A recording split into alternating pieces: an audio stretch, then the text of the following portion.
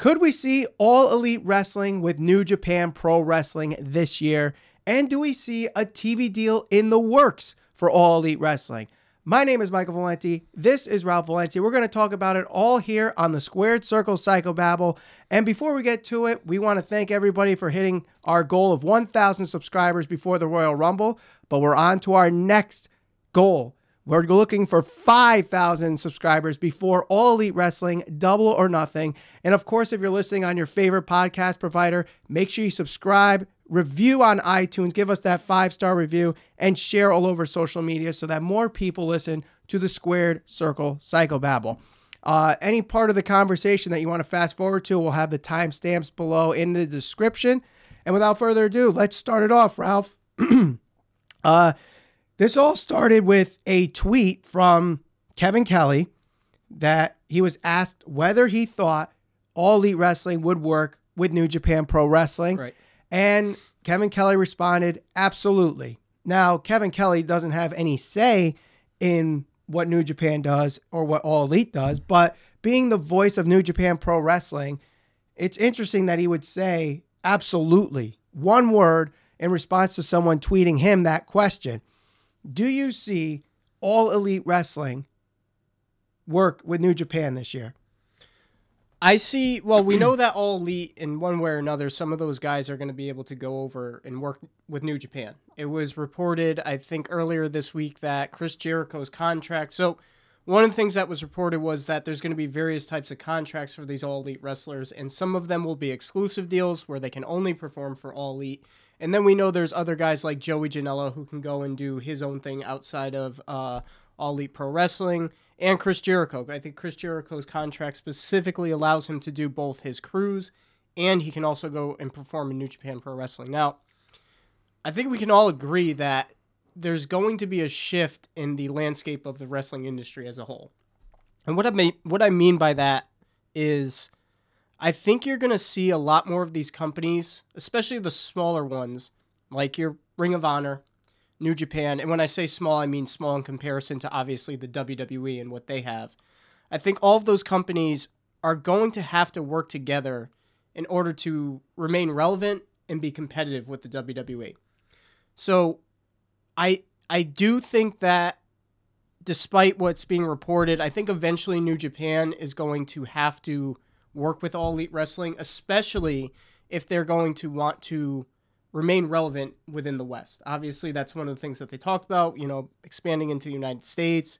We have the show that they're going to be putting on at MSG. I think that a big part of their success can be contributed to the Elite, and obviously they're going to need some of that talent to continue to expand and remain relevant and remain popular. Yeah, definitely. And you bring up the G1 Supercard. Obviously, the Bucks have said they're not going to be on the show. Cody has said he's not going to be on the show. Kenny Omega, we're still not sure what he's going to be doing because his contract doesn't expire until February 1st. Does he stick with New Japan Pro Wrestling? Does he go to All Elite Wrestling? And this is where I was saying that he could stay in New Japan Pro Wrestling, finish some of the storylines that he is currently in right now with Hiroshi Tanahashi, Kota Ibushi, and do that stuff in New Japan while doing part-time at All Elite Wrestling. And this could be part of the roster sharing. And it's very interesting that Kevin Kelly would say this, that he absolutely, that's going to happen, or he wants to see this happen, or he thinks it's going to happen. One thing that we haven't really talked about yet as far as All Elite Wrestling is commentary. Yeah.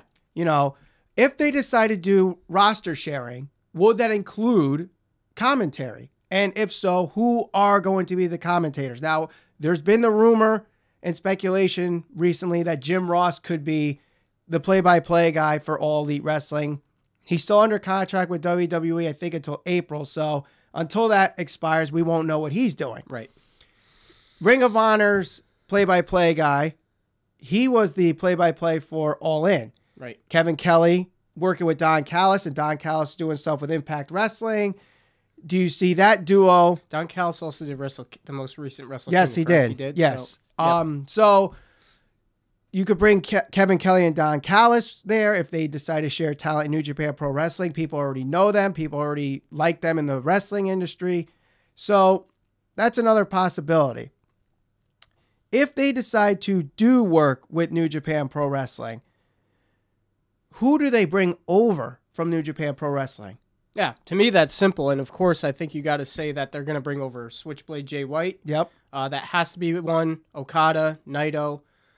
The reason I think that New Japan inevitably is going to have to share talent with All Elite Wrestling is, when you look at the landscape of the last time you really saw a mass exodus of top guys like this was probably back when you had like Kevin Nash and Scott Hall and those guys leave to go to WCW. Mm-hmm. That nearly crippled WWE to the point where they almost went out of business. Obviously, you had the Monday Night Wars and things like that. But if I'm Harold May and I'm sitting back and I'm saying, okay, my goal is to expand into the United States, into other areas, and grow New Japan Pro Wrestling, you know that you're potentially losing Kenny Omega. Cody Rhodes isn't going to be in New Japan Pro Wrestling, at least not for now. You've lost the Bucks. You've lost all those guys. So those are really the guys that were going to be your bridge from expansion of New Japan Pro Wrestling to the United States and beyond that. Right? And not only that, they lose their long-reigning junior heavyweight champion in Kushida, Yep. who's rumored to be going to WWE. Exactly. So there's not just the big names that we always talk about, but Kushida's leaving, and there's some others that could be leaving New Japan to go west, whether it's WWE, All Yep. Elite Wrestling, and Yep. so on and so forth. So that's where we kind of saw this like hard reset at Wrestle Kingdom. Exactly. Where LIJ won all their belts. You saw Switchblade beat Okada. Like they're starting to build like the next big foreign heel Right. in New Japan Pro Wrestling. And you brought up Switchblade Jay White. I think he would be a great addition to All Elite Wrestling. But here's the other issue that could come into play. New Japan Pro Wrestling could be building some of these guys like Naito, Sonata, Jay White, Evil, Ishii, Zack Sabre. If they come to All Elite Wrestling, would they get the same build in All Elite Wrestling? Yeah. Because depending on who they're going to be paired up with, All Elite Wrestling might want to book their exclusive guys or guys that are going to be seen more on TV to beat these guys that won't be on as much because they're doing stuff in Japan. Yeah. Obviously, booking may be an issue, and they'll have to work around that, whose guy would inevitably go over at the end. But, I mean, if you look at some of the things that have been successful throughout the past year, you look at All In, you had talent sharing there. Whether it was you had guys from all over. You had guys from New Japan. Obviously, Okada was on the card. You had guys from Ring of Honor, like we just talked about with the commentary. So I think that in order to really transcend and be popular and remain relevant in the West, granted, I know they have a TV deal, but like a guy like a Jay White or Okada, those guys are fine. But if you know that All Elite is now going to be or potentially be competition to WWE, where it's going to have a strong financial backing, it's going to potentially have a TV deal, which we'll talk about, why not have those guys on TV? Why not, even if it's where it's a couple of times a month? If you take Jay White and you have him on, All Elite Pro Wrestling on their television channel, or on their show rather, that's good because it's more exposure to the United States. It's more exposure to a larger audience. So you kind of get the rub from those guys. Right now, there's nothing hotter in the wrestling industry than the Elite. That group of guys. And that is very obvious and evident because of the contracts that they were being offered. Those guys are no longer in New Japan Pro Wrestling, so they're in a way to remain relevant with the United States. They have to do things like this, I think. And when you look at Chris Jericho going over there, when he wrestled Kenny Omega, I think it was added. That week they added something like 20,000 subscriptions to their app there. So, in order to remain relevant and really to transcend and be popular in the United States, which I think they want, that's the ultimate goal. I think they have to do some type of talent sharing back and forth. Now, here's where something could affect whether or not this happens. One of the announcements that were made at the All Elite Wrestling rally, and we didn't really cover much about this in our rally show, is Matt Jackson announcing that they are working with the Chinese promotion OWE. Yep. I did a little research on OWE, and in fact, they are I don't know if they're a developmental, but a company that also is involved with Dragon Gate. Yep. And Dragon Gate is where Neville is, or Pac is.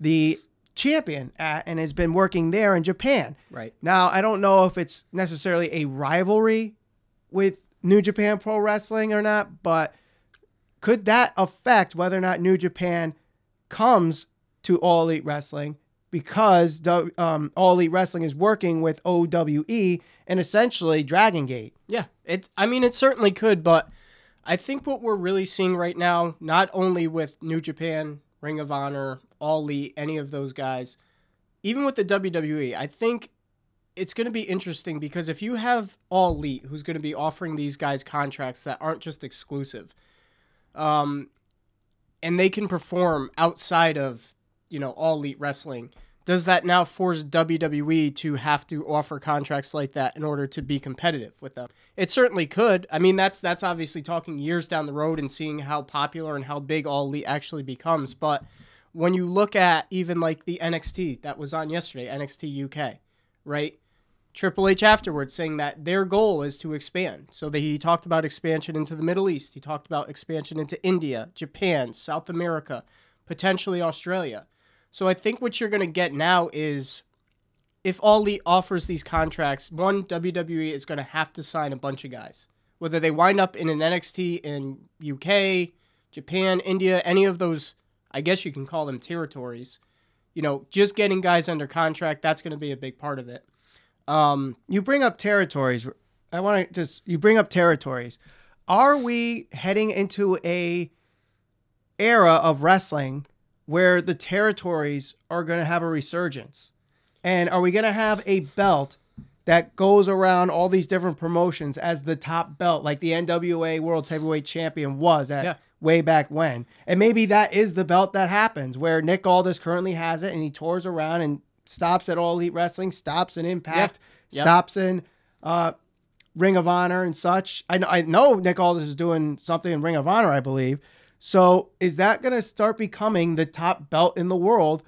And WWE might, in a few years, or at least NXT, might have to play ball with this. I think in one way or another, I don't know if it's exactly going to be where, you have these distinct territories, but I do think you're going to see more and more interpromotional type stuff. Right. You've seen that even with WWE, right? So you had the Cruiserweight Classic. Obviously, people were able to compete in that were outside of WWE and not exclusive to a WWE contract. You had the Mae Young Classic. So things like that. WWE is doing that on a smaller level, so give them credit because they're doing that. So I don't want people to think, oh, well, All Elite's really, the trendsetter in this. Yes, they're probably going to do it. We know that they're going to allow some of their talent to work back and forth. WWE on the NXT level, they're going to be doing that too. And I think they recognize that they have to do that in order to be competitive. Will there be one linear champion or one champion that travels around the world? Potentially. I mean, is the NWA title going to be that title that gets defended across, All Elite, maybe New Japan, wherever they end up going? It would certainly be interesting. But I think that the biggest change that we're going to see in the wrestling industry is more interpromotional type stuff. Whether it's Impact working with All Elite or All Elite working with New Japan, Ring of Honor working with New Japan, All In really kind of set a precedent for, what a good wrestling pay-per-view or event can be when you allow these companies to work together. WWE has had the luxury of being the big dog in the yard for X amount of years, right? Over 20 years. And now you're seeing where, even with Jericho, I was watching an interview with Jericho earlier this morning. He said that All Elite Wrestling offered him the best contract of his professional career.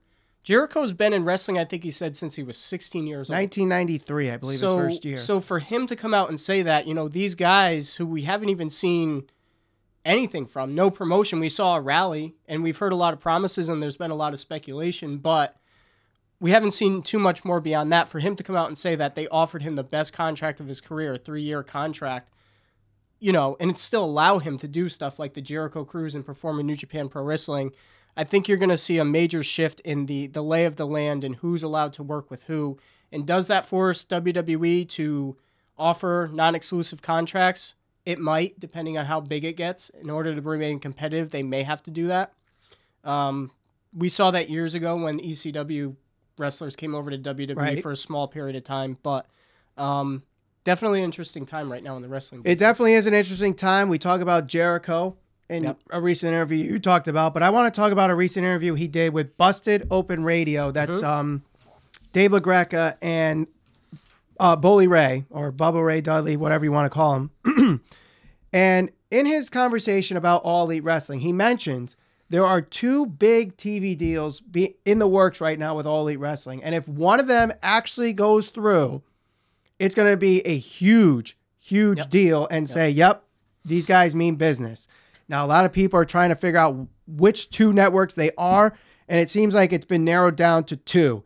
A lot of people are saying it's either going to be Time Warner, who owns TBS and TNT, or the Paramount Network, who used to be Spike TV or TNN, and WWE used to have Raw way back when. Yes. And TBS used to have WCW, Nitro way back when. So it seems like one of these 2 are going to be the ones that pick up All Elite Wrestling. I've also heard Access TV, who air New Japan Pro Wrestling and will be airing Women of Wrestling. I've heard another network, ESPN, I've heard. And ESPN used to play, wrestling way back when. So it's all these that used to have their hand in wrestling at one way or the other. Where do you see All Elite Wrestling land their TV deal? So of the 2 biggest ones I think that everyone is kind of throwing around out there is obviously TBS or Paramount Network. Of those 2, I'd like to see them go with TBS. One, because obviously you have the history there with, WCW and all of that back in the day. So you had, with TNT rather. So owned by the same company, but they've already got the history there, right? Mm-hmm. Now, as you pointed out, Paramount Network or Spike back in the day, TNN, they had Monday Night Raw. They also had an ECW contract for a little while, too. And they aired the live Impact show, or TNA show. That was a total train wreck.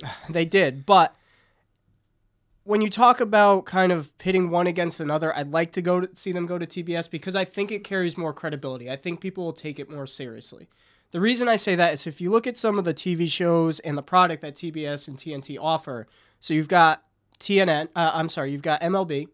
They have Conan, who, he's credible. He's a very well-known late-night talk show. NCAA, NBA.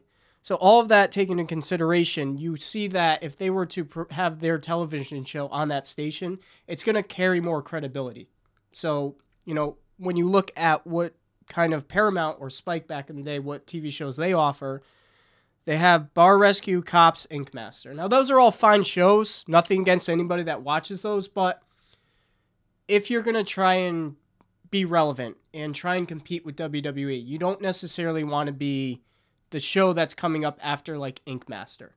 And, when you look at Paramount Network, they used to have contracts with UFC back in the day, Spike TV, which it was called back in the day, and now they have Bellator, right? So Bellator, anybody who watches MMA, that's kind of assumed that it's like B level, like it's not the big dog. That's where Lashley fought a little. He fought there a little bit, I think, for a short time. But my main point is you don't want to be viewed as, the station where you're the B show or the B promotion, and, and that's kind of what they have with Bellator, ECW back in the day. So I'd like to see them go to TBS. I would agree. TBS makes the most sense.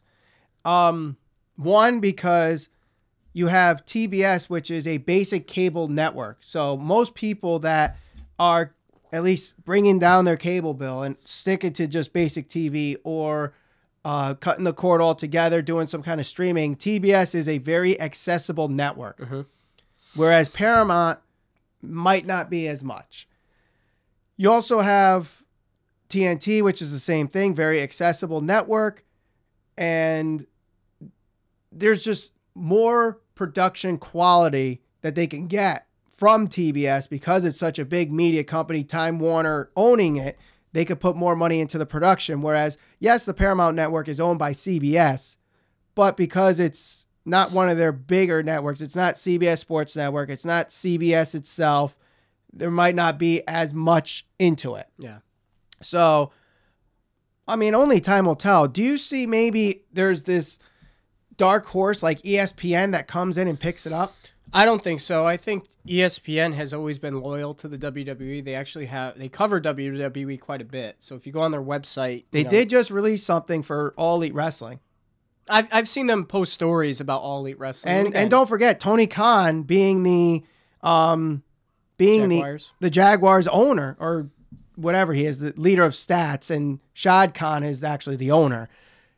There's always that working thing, and maybe they do something with the NFL Network or Amazon. Yep. Maybe they get on Amazon Prime. People have, thrown in, what if they get on Hulu or Netflix? That would certainly be interesting. It definitely would be interesting. The other thing I want to point out as far as TBS is concerned, so there's been all of the rumors and speculation going around that Kenny Omega is going to have a documentary that's going to be released by HBO Canada, at least HBO Canada.